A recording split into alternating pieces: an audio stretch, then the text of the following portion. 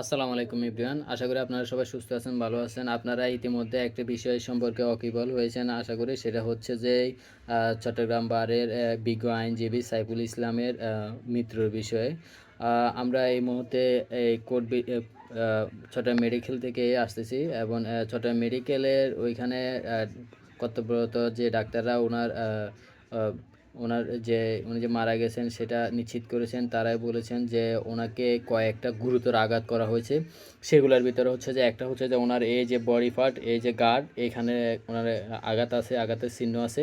এবং সেম আরেকটা হচ্ছে যে আঘাত হচ্ছে যে এই যে সেম এই জায়গায়, যেটা হচ্ছে যে আমাদের যে মস্তিষ্কের যে মেন পয়েন্ট এখানে, এই জায়গাগুলো খুবই সেনসিটিভ। এই জায়গায় ওনার ক্ষত করা হয়, মানে কয়েকটা গুরুতর আঘাত করা হয়, যার জন্য ওনার মৃত্যু হয়ে যায়। আর এই ঘটনাটা ঘটে কীভাবে? এটা হচ্ছে যে কোর্ট বিল্ডিংয়ের যে মেন গেট